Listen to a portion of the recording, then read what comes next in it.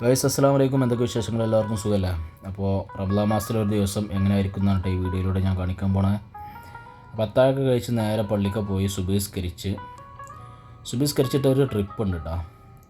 അത് ഏതാ ട്രിപ്പ് എന്ന് വെച്ചാൽ ഞാൻ കഴിഞ്ഞ വീഡിയോയിൽ പറഞ്ഞിരുന്നു. നമ്മളെ കഫീലിൻ്റെ ഒരു പെങ്ങൾ ഹോസ്പിറ്റലിൽ വർക്ക് ചെയ്യുകയാണ്. അപ്പോൾ നൈറ്റ് ഡ്യൂട്ടിയാണ്. അപ്പോൾ അവളെ പിക്ക് ചെയ്യാൻ വേണ്ടി പോവുകയാണ്. അവളുടെ ഒരു 8:30 മണിയാകുമ്പോൾ കഴിയും. അപ്പോൾ ഞാനിവിടുന്ന് ഒരു 7:45 ഞാൻ ഇവിടുന്ന് പുറപ്പെടുക. സാധാരണ 1.5 മണിക്കൂർ 1 മണിക്കൂറൊക്കെ എടുക്കും കേട്ടോ ട്രാഫിക് ജാമുള്ള ദിവസങ്ങളിൽ. ഇന്ന് പക്ഷേ ട്രാഫിക് ജാമൊന്നും ഇല്ലാത്തതുകൊണ്ട് പെട്ടെന്ന് ഞാൻ എത്തും. 8:30 അവിടുന്ന് കഴിയുക. 8 മണിക്ക് ഇവിടെ നിന്ന് ഇറങ്ങിയാലും ഇനി 8:05 8:10 ഇറങ്ങിയാലും ഞാനവിടെ എത്തും. കാരണം ട്രാഫിക് ജാമൊന്നുമില്ലല്ലോ. അപ്പോൾ പലർക്കും ഒരു സംശയമുണ്ട്. എന്തെന്ന് വെച്ചാൽ ഹോസ്റ്റലർമാർക്ക് റമദാൻ മാസത്തിൽ പകൽ മുഴുവൻ ഉറക്കവും രാത്രിയാണ് ഫുൾ ഡ്യൂട്ടിയും ഓട്ടവും കാര്യങ്ങളൊക്കെയാണ്. അങ്ങനെയൊന്നുമില്ല. ഓരോ വീട്ടിലും ഓരോ സാഹചര്യമായിരിക്കും, ഓരോ സിറ്റുവേഷനായിരിക്കും. അപ്പോൾ അതിനനുസരിച്ചുണ്ടാവും. എനിക്കിപ്പോൾ രാവിലെ ഓട്ടം എന്ന് പറഞ്ഞാൽ ഈ പെണ്ണിന് ഈ ഒരു ജോലി ഉണ്ടായതുകൊണ്ടാണ്, നൈറ്റ് ഡ്യൂട്ടി ആയതുകൊണ്ടാണ്. അല്ലെങ്കിൽ എനിക്ക് രാവിലെ പ്രത്യേകിച്ച് ഓട്ടമൊന്നും ഉണ്ടാവില്ല. പിന്നെ അധികം ഉണ്ടാവും അസർ സ്കരിച്ചിട്ടായിരിക്കും റമദാൻ മാസത്തിൽ അധികം ഓട്ടം ഉണ്ടാവില്ല. കാരണം പകൽ സമയങ്ങളിൽ ഇവർ അധികം വർക്കും കാര്യങ്ങളൊക്കെ തന്നെ ആയിരിക്കും. വീട്ടിൽ പുറത്തേക്ക് അങ്ങനെ ഇറങ്ങൂല. ഇന്ന് ഈ വണ്ടിയിട്ടാണ് ഞാൻ പോന്നിരിക്കുന്നത്. എൻ്റെ മറ്റേ വണ്ടി ഞാൻ കഴിഞ്ഞ വീഡിയോയിൽ പറഞ്ഞു കുറച്ച് ചെറിയൊരു വർക്ക് ഉണ്ടായതുകൊണ്ട് വർക്ക്ഷോപ്പിലാണ്. അപ്പോൾ ഈ വണ്ടി ഞാൻ ലോങ് ഓട്ടത്തിനൊക്കെയാണ് ഉപയോഗിക്കൽ. അപ്പോൾ ഇതിട്ട് പോകുന്നതാണെന്ന്. നല്ല അടിപൊളി വണ്ടി, കുറച്ച് പഴയ മോഡലാണെങ്കിലും നല്ല പിടിച്ച മാതിരി പോണ വണ്ടിയാണ്. അപ്പോൾ ഇതാണ് അവൾ വർക്ക് ചെയ്യണ സ്ഥലം. ഇത് കുറേ മുമ്പ് പല വീഡിയോയിലും ഞാൻ കാണിച്ചിട്ടുണ്ട്, എന്നാലും ഒന്നുകൂടെ കാണിക്കുകയാണ്. അത് കാണുന്നത് ഒരു ചെറിയ പള്ളിയാണ്.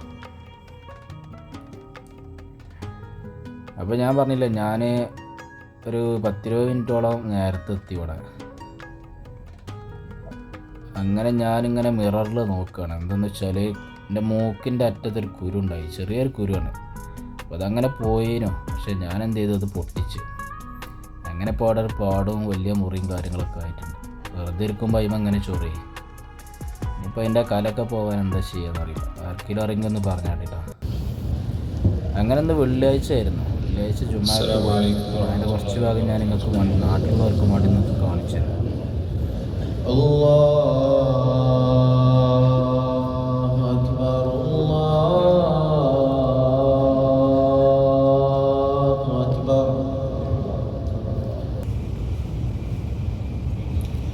إن الحمد لله نحمده ونستعينه ونستغفره ونستهديه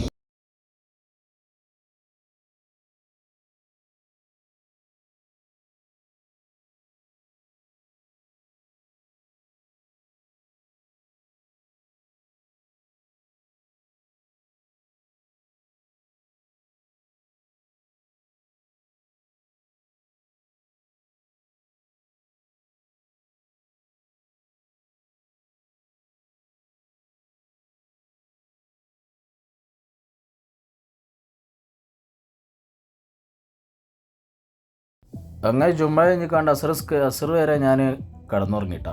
അങ്ങനെ അതിൻ്റെ ശേഷം ചെറിയൊരു പർച്ചേസിങ് ഉണ്ട്, അതിന് വേണ്ടി വന്നതാണ്. പാണ്ടേക്കാണ് വന്നിരിക്കണത്. കുറച്ച് ചിക്കനും കാര്യങ്ങളും അതേപോലെ 1-2 ഫെയറി അങ്ങനെയൊക്കെ വാങ്ങാൻ വേണ്ടിയിട്ട്. എനിക്കല്ല കേട്ടോ, വീട്ടിലേക്കാണ്. റമദാൻ മാസം ആയതുകൊണ്ട് കുറേ ഓഫറും കാര്യങ്ങളൊക്കെ ഉണ്ട്. അങ്ങനെ 2 ഫെയറിയും പിന്നെ ഈ ബോക്സിൽ ചിക്കനാണ് കേട്ടോ. 10 പീസ് ചിക്കൻ ഉണ്ടാവും, 1 കിലോ 200 ഗ്രാമിൻ്റെ. അപ്പോൾ അങ്ങനെ കുറച്ച് സാധനങ്ങളൊക്കെ മേടിച്ച് കണ്ട് അത് കഴിഞ്ഞ് കണ്ട് പുറത്തിറങ്ങി.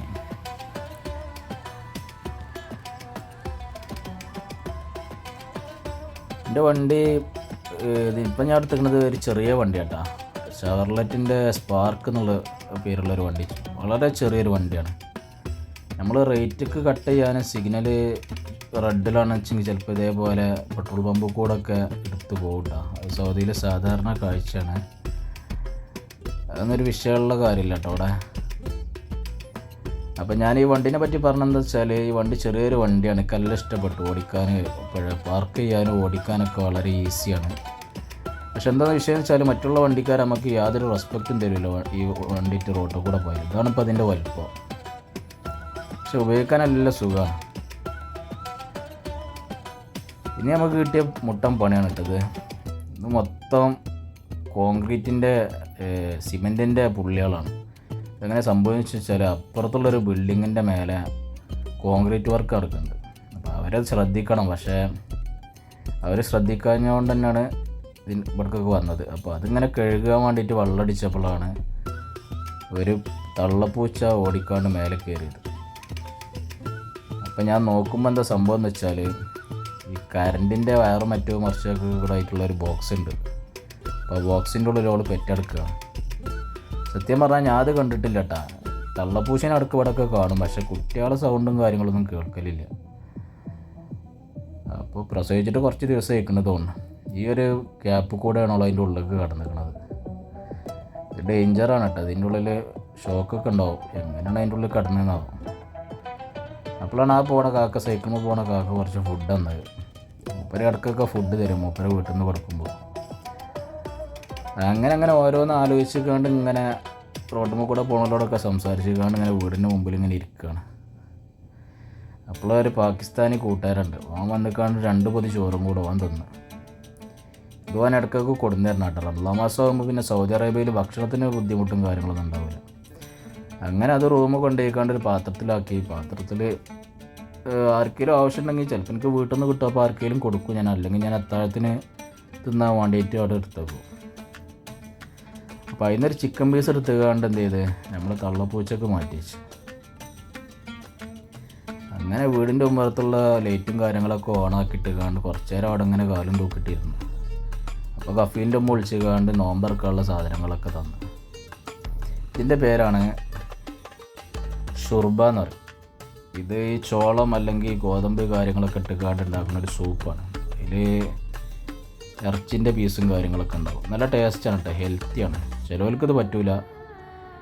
ചിലപ്പോൾ ഞാൻ കഴിക്കും, ചിലപ്പോൾ ഞാൻ ആരെയും കൂട്ടുകാർക്കൊക്കെ ആർക്കെങ്കിലും കൊടുക്കും. പിന്നെ ഒരു 4 സമൂസ ഉണ്ട്, പിന്നെ ഒരു ജാമുണ്ട്, പിന്നെ ഇത് പായസം പോലെ മുതലുള്ള സാധനമാണ്. ഇതിൻ്റെ പേര് എനിക്കറിയില്ല. പിന്നെ ഇന്നത്തെ സ്പെഷ്യൽ ഷവർമ്മയാണ് കേട്ടോ. ഒരു വീട്ടിലുണ്ടാക്കിയതാണ്. അങ്ങനെ വേഗം നോമ്പറന്നുകാണ്ട് റൂമിൽ നിന്ന് തന്നെ മാരിബിസ്കരിച്ച്. കാരണം നൈറ്റ് ഡ്യൂട്ടിയുള്ള പെങ്ങളെ ഹോസ്പിറ്റലിൽ കൊണ്ടുപോയി വിടാണ്ട്. അപ്പോൾ ആളെ സമയമായി. അങ്ങനെ നമ്മൾ വണ്ടി എടുത്ത് പോവുകയാണ്. നോമ്പ് തുറന്നുകൊണ്ട് അത്യാവശ്യം ട്രാഫിക്കും കാര്യങ്ങളൊക്കെ ഉണ്ടായി. അങ്ങനെ അവളെ ഹോസ്പിറ്റലിൽ ഇട്ടുകൊണ്ട് തിരിച്ച് വീട്ടിൽ പോവാണ് കേട്ടോ. അപ്പോഴാണ് നമ്മളെ വല്യവണ്ടിയിൽ എണ്ണ തീർന്നിട്ടില്ല, തീരാനായി. അപ്പം ഞാൻ നേരെ അടുത്ത് കാണുന്ന പമ്പ് കയറ്റണം. ഇത് Mecca to Jeddah express highway ആണ് കേട്ടോ.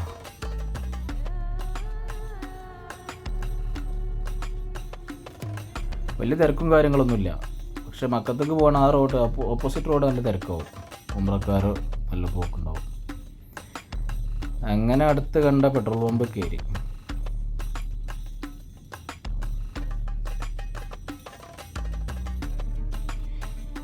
ഞാൻ എൻ്റെ മറ്റേ വണ്ടിയിൽ 100 റിയാലിന് അടിച്ചാൽ ഏകദേശം ഫുള്ളാവട്ടെ. അതിൽ 100 റിയാലിന് അടിച്ചാൽ പകുതി പോലും ആവില്ല.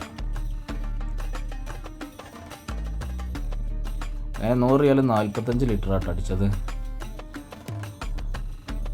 അങ്ങനെ എണ്ണടിച്ച് കാണ്ട് വീണ്ടും വീട്ടിലേക്ക്.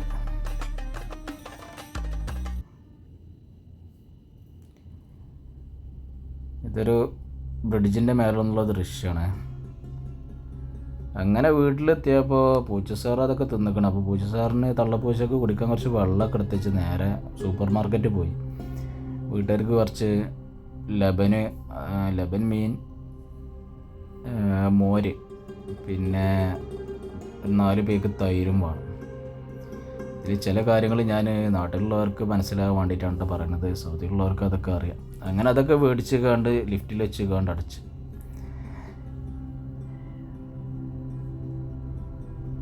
അപ്പോഴാണൊരു ഫുഡ് വണ്ടി വന്ന് കണ്ട് മുറ്റത്തുന്നത്. ആരോ ഓർഡർ ചെയ്തതാണ്. ഇവിടെ പിന്നെ അധികവും ഓൺലൈൻ വഴി ഓർഡർ ചെയ്ത് കണ്ട് വരുത്താറാണ് കേട്ടോ. എന്ന് വെച്ച് കണ്ട് എന്നും എപ്പോഴും വരുത്തൊന്നുമില്ല. എന്തെങ്കിലുമൊക്കെ പരിപാടി അല്ലെങ്കിൽ ആരെങ്കിലുമൊക്കെ വിരുന്നൊക്കെ ഉണ്ടാകുമ്പോൾ ഇങ്ങനെ ചെയ്യലുണ്ട്. അങ്ങനെ ഇഷാസ്കരിക്കാൻ വേണ്ടിയിട്ട് പള്ളിക്കൊക്കെ പോയി. പള്ളിയിൽ പോയി വന്നതിന് ശേഷം വീടിൻ്റെ ഉള്ളിൽ കുറച്ച് സ്റ്റെയർ കേസും കാര്യങ്ങളൊക്കെ ഒന്ന് തുറക്കാണ്ടായിരുന്നു. ഇത് ഇതിന് വേറെ പൈസ വേങ്കലുണ്ട് കേട്ടോ. അത് ഞാൻ കുറച്ച് ദിവസമായി തുടച്ചിട്ട്, നോമ്പും കാര്യങ്ങളൊക്കെ ആയിട്ട്. 2 ദിവസം കൂടുമ്പോൾ തുറക്കണം എന്നൊക്കെയാണ് കരാറില്ല. ആ 2 ആഴ്ച കൂടുമ്പോഴൊക്കെ തുറക്കാറുള്ളൂ. കാരണം വല്ല ചളിയും കാര്യങ്ങളൊന്നും ഉണ്ടാവില്ല. അങ്ങനെ അതൊക്കെ കഴിഞ്ഞ് റൂമിൽ പോയിട്ട് ഒരു കട്ടൻ ചായ കുടിച്ചാന്ന് വിചാരിച്ചു. അങ്ങനെ മാമ റഫീലിൻ്റെ ഉമ്മ എന്ന കുറച്ച് ഇതൊക്കെ ഉണ്ടായിരുന്നു, കടി ഉണ്ടായിരുന്നു. ഇതാണ് സാധനം. അങ്ങനെ ഇതൊക്കെ കൂട്ടി കട്ടൻ ചായ അടിച്ച് പിന്നെ കുറച്ച് നേരമൊക്കെ കഴിഞ്ഞു. പ്രത്യേകിച്ച് ഓട്ടമൊന്നും ഉണ്ടായില്ല. അപ്പോൾ ഉച്ചക്ക് പാകിസ്ഥാനി കൂട്ടരിൽ നിന്ന കബ്സ ഉണ്ടായിന്, അത് ഓവനിൽ വെച്ച് കണ്ട് ചൂടാക്കിയിട്ട് അത്താഴം കഴിച്ച്, അതും കുറച്ച് മോരൊക്കെ കൂട്ടിയിട്ട്. അങ്ങനെ ഇന്നത്തെ ദിവസം കഴിഞ്ഞു. ഇതാണ് ഒരു ദിവസം എൻ്റെ. അപ്പോൾ ഇഷ്ടപ്പെട്ട ഒന്ന് സപ്പോർട്ട് ചെയ്യണേ.